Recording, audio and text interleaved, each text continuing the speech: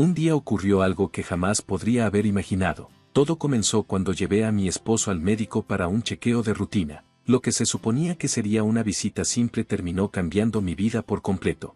El doctor Lawrence, con una expresión muy seria, me dio unas noticias impactantes sobre mi esposo. Su actitud grave dejaba claro que no era una broma. Me invadió una ola de pánico e incredulidad. Mi esposo, a quien había estado cuidando durante su enfermedad, ahora era una fuente de gran preocupación. El doctor Lawrence sugirió que podría ser necesario que pensara en mi propia seguridad y tal vez me distanciara de mi esposo. Su consejo me dejó abrumada y asustada. Mi nombre es Barry Friedan, tengo 50 años y he trabajado durante 10 años en una importante compañía farmacéutica. Ese trabajo se ha convertido en una especie de segundo hogar para mí, brindándome consuelo y un sentido de pertenencia. Aunque soy mayor, sigo trabajando a tiempo completo y he ganado el respeto de mis colegas. No muchas personas de mi edad siguen trabajando como yo lo hago, pero nunca me ha importado. Mi compromiso con mi trabajo se debió en parte a que permanecí soltera hasta hace 4 años. Mi jefe, Gerald, y yo teníamos un vínculo cercano, en parte porque ambos éramos solteros. Una vez me preguntó en broma si alguna vez me iba a casar. Un comentario que podría haberse interpretado de manera equivocada, pero sabía que solo estaba siendo humorístico. En ese tiempo, estaba saliendo en secreto con Rachel, quien luego se convertiría en mi esposo. Richard era un poco mayor. Había estado casado y divorciado antes, y al igual que yo, no quería tener hijos. Nos conocimos a través de un servicio de consejería matrimonial. Decidimos mantener nuestra relación en privado, queriendo disfrutar nuestro tiempo juntos sin presiones externas. No le contamos a nadie sobre nuestros planes, incluso cuando nuestro jefe hacía bromas sobre el matrimonio. Eventualmente, Richard y yo nos casamos en secreto firmando algunos documentos en el registro civil. Me sorprendió lo sencillo que fue, pero estaba emocionada por nuestro futuro juntos. Ahora, frente al consejo urgente del doctor Lawrence, tuve que replantearme todo. Mis sentimientos de cuidar a mi esposo enfermo se mezclaban con miedo e incertidumbre. Las palabras del doctor Lawrence seguían repitiéndose en mi mente, empujándome a considerar mi propia seguridad. Mientras intentaba entender la situación, sabía que necesitaba tomar una decisión rápidamente. Mi vida familiar y el futuro que había planeado estaban de repente en cuestión. Y mi esposo Richard trabaja en una fábrica. Honestamente, gano más que él. Richard comenzó a trabajar allí justo después de terminar la preparatoria. Yo crecí en un orfanato y siempre soñé con ser independiente. Por eso no quería dejar mi trabajo en la compañía farmacéutica después de casarnos. Amaba demasiado mi trabajo. Cuando Richard y yo nos casamos, inmediatamente se lo conté a mi jefe, Gerald. Me felicitó, pero noté que no estaba completamente feliz. Quizás se sentía un poco solo, ya que yo, su amiga soltera, me casé primero. Intenté bromear al respecto, pero él solo lo dejó pasar. Así que seguí adelante, aunque la reacción de Gerald no fue la que esperaba. Estaba emocionada de comenzar este nuevo capítulo con Richard. Imaginaba todas las cosas maravillosas que nuestro futuro nos traería, pero la realidad resultó ser menos perfecta de lo que había esperado. Nuestra vida de recién casados fue bastante normal, no cambió mucho para mí. Seguí trabajando, y el mayor cambio probablemente fue mudarnos a una zona más rural y conducir mi viejo coche en lugar de tomar el autobús. Richard no tenía coche, así que compartíamos el mío. Aproximadamente un año después de casarnos, las cosas comenzaron a complicarse. Richard empezó a mostrar signos de depresión, parecía distante, apenas comía su desayuno y se perdía en sus pensamientos. Incluso confundía cosas pequeñas como condimentos y usaba ropa despareja. Se volvió más callado en el trabajo y en casa, aunque siempre había valorado la fortaleza silenciosa de Richard. Su silencio comenzó a sentirse abrumador, haciéndome sentir como si viviera sola. Este creciente sentimiento de soledad me hizo darme cuenta de que Richard podría estar lidiando con un problema de salud mental. Ver a alguien que te importa luchar sin saber cómo ayudar es realmente difícil. Decidí llevar a Richard a una clínica que se especializa en salud mental y física, donde le diagnosticaron depresión. Sabía un poco sobre la depresión, pero escuchar el diagnóstico hizo que todo se sintiera un poco más oscuro. El médico dijo que la mejor manera de enfrentar la depresión es encontrar y abordar su causa raíz. Encontrar la causa de la depresión de Richard fue complicado. Había estado trabajando en la misma fábrica durante años sin problemas, y nada significativo había cambiado en su trabajo. Incluso me preocupaba que nuestro matrimonio pudiera estar contribuyendo a su condición. Durante nuestras visitas con el médico, le aseguré que estábamos felices en casa y no podíamos señalar ninguna presión específica que pudiera estar causando la depresión de Rachel. El médico nos aconsejó regresar si notábamos algún cambio o teníamos más ideas sobre lo que podría estar causando su depresión. A pesar de múltiples visitas a la clínica, no pudimos identificar la causa raíz del malestar de Rachel. Con el tiempo, su depresión solo empeoró. En sus peores días, apenas podía levantarse de la cama, sufría de dolores de cabeza o llamaba para decir que estaba enfermo para no ir a trabajar. Su apetito desapareció, perdió mucho peso y, eventualmente, tuvo que dejar su trabajo. Rachel se sentía muy culpable por dejarme a mí todas las responsabilidades financieras, pero le aseguré que estaba bien con trabajar. Mi principal preocupación era su bienestar. Era difícil verlo sufrir, y estaba constantemente ansiosa por él, especialmente cuando estaba en el trabajo. Hubo una vez en que salió y se perdió, lo que me hizo temer que pudiera estar lidiando con algo más que solo depresión, posiblemente incluso demencia. Esta preocupación aumentó mi estrés, especialmente cuando los colegas preguntaban cómo iban las cosas. Tuve que admitir que Rachel no estaba mejorando. Ver a alguien a quien ama sufrir tanto sin saber cómo ayudar es increíblemente difícil. Un día, Gerald notó lo exhausta que me veía y me dio una bebida energética. Me hizo sentir un poco mejor, y me conmovió mucho su apoyo. Me recordó que estamos en esto juntos, y sus palabras casi me hicieron llorar. Con todo lo que estaba pasando con Rachel, no me di cuenta de cuánto estrés estaba poniéndome a mí misma. Me quedó claro que necesitaba mantenerme fuerte, o podría quebrarme también, así que me concentré en mi trabajo, tratando de mantener algo de normalidad en nuestras vidas. Ha pasado un año, y las cosas con Rachel no han mejorado. De hecho, solo han empeorado. A medida que se acercaba nuestro tercer aniversario de bodas, sentía que no había esperanza de mejora. Entonces, una mañana, noté que nuestro coche había desaparecido. Volví a revisar, pero estaba definitivamente ausente. Desde el diagnóstico de Rachel, yo era la única que lo conducía. No había usado el coche desde el día anterior, así que debería haber estado en casa. Le pregunté a Rachel si sabía dónde podría estar el coche, y él dijo de manera casual que pensaba que estaba allí cuando llegó a casa ayer.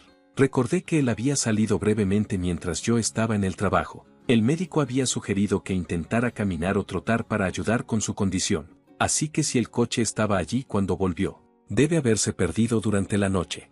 Con el coche desaparecido, tuve que tomar transporte público, lo que me hizo llegar unos 10 minutos tarde al trabajo. Le expliqué la situación a Gerald, quien fue comprensivo pero estaba desconcertado por la desaparición del coche. Se preguntaba si Rachel podría haberlo tomado, pero no pensaba que eso fuera probable dado el estado de Rachel y su renuencia a conducir desde que enfermó. No tenía sentido. A pesar de los lapsos de memoria y los cambios de humor de Rachel, no podía imaginarlo llevándose el coche. La desaparición del coche añadía una complicación más a nuestra ya difícil situación.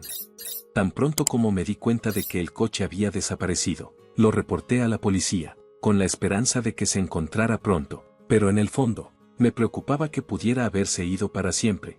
Para empeorar las cosas, ocurrió algo más inusual. El día que fui a recoger mi salario, fui al banco y encontré que mi cuenta personal estaba vacía. Me quedé en shock. Revisé nuestra cuenta conjunta y también estaba vacía. Esto me dejó completamente desconcertada. Rachel y yo compartíamos la cuenta conjunta, pero él no tenía acceso a mi cuenta personal ni conocía su PIN. Sin embargo, de alguna manera, todos nuestros ahorros habían desaparecido.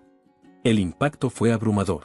Cuando llegué a casa, enfrenté a Rachel sobre el dinero desaparecido. Él parecía genuinamente confundido y dijo que no sabía nada al respecto, dado su estado mental por la depresión. Dudé en presionarlo demasiado, temiendo que eso pudiera aumentar su estrés. Richard, mirando al techo, parecía distante y perdido en uno de sus frecuentes aturdimientos causados por su condición. Me pregunté si podría haber tomado el dinero.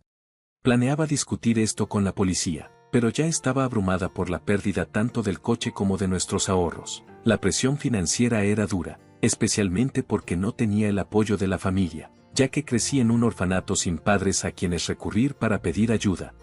En medio de todos estos problemas, se sugirió que trasladáramos a Rachel a un hospital más grande con mejores recursos que la pequeña clínica comunitaria que habíamos estado utilizando. La clínica había hecho todo lo posible y recomendó un hospital general para una atención más avanzada. Nos dieron una carta de referencia, así que decidimos tomar un taxi para nuestra primera visita al nuevo hospital. La experiencia se sintió nueva y un poco abrumadora para mí. Durante el viaje, Rachel estaba callado y perdido en sus pensamientos. Cuando llegamos al hospital, respiré hondo y entré, entregando la carta de referencia en la recepción. Esperaba un poco de espera ya que el hospital estaba ocupado, y el vestíbulo estaba lleno de pacientes esperando su turno. Después de aproximadamente una hora, llamaron a Rachel para su consulta. Mientras él entraba, saqué un libro para pasar el tiempo, pero apenas Rachel había entrado en el consultorio, una enfermera se acercó a mí. «Disculpe, ¿es usted la señora Simmons?», preguntó. Dije que sí, y me informó que el doctor quería verme. Como estaba acostumbrada a discutir la condición de Rachel, pensé que se trataba de otra reunión similar y la seguí. Aunque estaba un poco ansiosa, la enfermera me llevó a una sala diferente donde un médico, que parecía unos 10 años mayor que yo con el cabello canoso y un trato amable, me recibió. Antes de que pudiera acomodarme, le pregunté si esto tenía que ver con la condición de Rachel. Él asintió con seriedad, y me preparé para posiblemente malas noticias. Lo que el médico dijo a continuación me sorprendió. Me contó que Rachel había sido arrestado por fraude hace 10 años. Estaba confundida. ¿Por qué salía esto a relucir ahora durante una visita médica rutinaria? El doctor explicó que sospechaba que Rachel podría estar fingiendo su depresión. El doctor recordó haber reconocido a Rachel de una cirugía que realizó hace 10 años, cuando trató una herida profunda en la pierna de Rachel. Me quedé atónita. Pensaba que estábamos tratando los problemas de salud mental de Rachel, pero ahora estaba descubriendo su pasado oculto y una posible falsedad respecto a su estado actual. Esta revelación me desorientó. Mientras luchaba por conciliar al esposo cariñoso que conocía con la persona que el doctor describía. Cuando el doctor mencionó una gran cicatriz en la pierna derecha de Rachel, todo comenzó a tener sentido. Sabía sobre la cicatriz pero nunca supe su origen, ya que Rachel nunca la mencionó. Enterarme de que el doctor había sido quien trató la herida de Rachel años atrás me pareció un giro de destino increíble. El doctor continuó explicando que Rachel se había lastimado durante una pelea con su exesposa. La pelea había surgido porque Rachel la había estafado, le había robado sus objetos de lujo y dinero. Sorprendentemente, Rachel también había fingido tener demencia en ese entonces para engañar a su esposa y hacerla bajar la guardia antes de cometer el fraude. Este patrón de fingir enfermedades para llevar a cabo sus engaños era alarmante.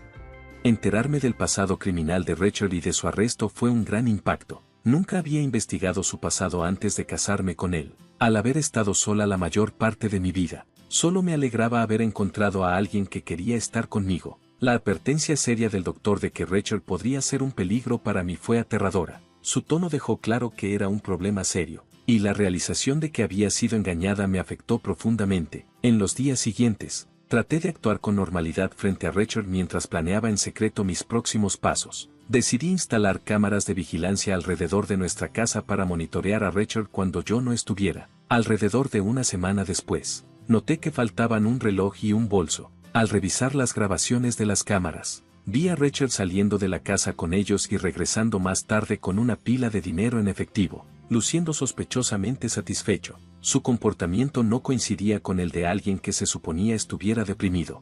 Las grabaciones confirmaron mis peores temores. Rachel era el responsable del robo de mis pertenencias, el coche y nuestros ahorros. Ver la evidencia contundente de su engaño fue devastador. Richard me había mentido y manipulado, traicionando mi confianza. Lo había confiado y cuidado, pensando que era un compañero enfermo. Un divorcio parecía una respuesta demasiado pequeña para la magnitud del engaño que había soportado. Era claro que necesitábamos separarnos, pero quería algo más que solo terminar nuestra relación. Quería que Rachel comprendiera verdaderamente la seriedad de sus acciones y que compensara el daño que había causado. Con el corazón pesado y casi a punto de llorar, llené cuidadosamente los papeles del divorcio. Al día siguiente, fingí que todo estaba normal y le dije a Rachel que estaría fuera un rato. Ya había tomado un día libre del trabajo, explicando la urgencia de mi situación a mi jefe, quien accedió a mi ausencia repentina. En la estación de policía, mostré a los oficiales las grabaciones que tenía del engaño de Rachel. Al principio, dudaron en actuar solo con el video, pero después de verificar en la casa de empeño donde Rachel había vendido los artículos robados y de encontrar mi coche a la venta como vehículo usado, la evidencia en su contra se volvió más sólida. También confirmaron que había accedido ilegalmente a mis cuentas bancarias y se levantaron sospechas sobre su depresión fingida. Sentí una mezcla de alivio y tristeza. La policía decidió actuar rápidamente, dada la historia criminal de Rachel, y se prepararon para arrestarlo. Cuando regresé a casa con los oficiales a primera hora de la tarde, Rachel estaba claramente sorprendido por mi llegada inesperada y la presencia de la policía. A pesar de tener los papeles del divorcio en la mano, su atención estaba centrada en los oficiales mientras uno de ellos anunciaba su arresto por fraude. Rachel intentó defenderse alegando su depresión, pero yo sabía que no era así. El doctor del hospital general ya había insinuado que Rachel podría estar fingiendo sus problemas de salud mental. A medida que enfrentaba tanto las consecuencias legales como el fin de nuestro matrimonio, la falsa fachada de Rachel comenzó a desmoronarse. Elegir este camino fue difícil, pero era necesario para protegerme y buscar justicia por la traición y manipulación que había sufrido. Durante una visita reciente al hospital, un médico reconoció a Rachel de su pasado. Me contó que Rachel había fingido tener demencia para engañar a su exesposa y expresó dudas sobre las actuales afirmaciones de depresión de Rachel. A pesar de estas serias acusaciones, Rachel se mantuvo calmado frente a la policía, desestimando todo y sin mostrar signos de culpabilidad o remordimiento. Exigió pruebas de sus acciones indebidas, lo cual fue sorprendente dado que la policía estaba allí para arrestarlo. Las pruebas contundentes mostraban claramente su manipulación continua y cómo había subestimado la situación. Durante 4 años, Rachel me había mentido, había usado mi confianza para robarme y había abusado de mi amabilidad. Rachel intentó culparme por ser demasiado confiada, lo cual fue profundamente insultante. Su descaro era sorprendente, lo había apoyado, esperando que mejorara, solo para ser traicionada y despreciada a cambio. En ese momento, perdí toda la paciencia. Le dije que buscaría asesoría legal y exigiría una pensión alimenticia, insistiendo en que enfrentara las consecuencias de sus acciones. En la estación de policía, mi arrebato sorprendió incluso a los oficiales, pero parecía haber sacudido a Rachel. A medida que lo esposaban, su desafío se desvaneció, reemplazado por frustración y derrota. Al verlo ser llevado, me sentí distante, como si estuviera presenciando el colapso de la vida de otra persona. Desde la advertencia del doctor, nada parecía real, pero sabía que tenía que seguir adelante con el caos que Rachel había causado. Ver a Rachel llevado por la policía se sintió como una escena de un sueño. Fue un punto de inflexión que me hizo pensar en volver a mi vida antes del caos de nuestro matrimonio. Aunque me sentía aliviada de estar libre de su manipulación, también enfrentaba un nuevo miedo a la soledad. Después de esperar 47 años para casarme, la idea de estar sola era desalentadora. 2 meses después, nuestro divorcio se finalizó. El proceso se retrasó un poco debido al arresto de Rachel, pero para cuando se hizo oficial, ya me había calmado lo suficiente como para reflexionar sobre nuestro pasado con una mente clara. El futuro de Rachel era incierto, con una posible condena por su segundo delito. Solo podía esperar que esto lo hiciera replantearse sus decisiones. Después de que mi turbulento matrimonio terminó, estaba reflexionando sobre qué hacer a continuación mientras tenía un almuerzo simple en el trabajo. Fue entonces cuando mi jefe, Gerald, se acercó con su almuerzo de hot dog y hizo un comentario sorprendente. Dijo: «Creo que estarías muy bien si estuvieras conmigo». Sus palabras me tomaron por sorpresa y me dejaron confundida mientras intentaba entender lo que quería decir. Cuando vacilé, Gerald me tranquilizó: «Sí, hablo en serio». Su tono era suave pero sincero. Me quedé sin palabras, y mi comida quedó en segundo plano mientras pensaba en su inesperada oferta. Gerald luego regresó a su trabajo, dejándome sola para reflexionar sobre lo que había dicho. Aunque nunca había considerado una relación romántica con él antes, su amabilidad y estabilidad ahora me hacían verlo de una manera diferente. Mientras seguía comiendo, me di cuenta de que la sugerencia de Gerald había sembrado la semilla de una nueva posibilidad. La idea de pasar tiempo con él fuera del trabajo comenzó a parecerme atractiva. Tal vez esta era una oportunidad para comenzar algo nuevo y encontrar nuevamente la felicidad y la compañía. Pensar en salir de mi zona de confort con alguien que me ha mostrado tanto cuidado era tanto emocionante como reconfortante. Decidí que esta noche podría ser el comienzo de un nuevo capítulo en mi vida.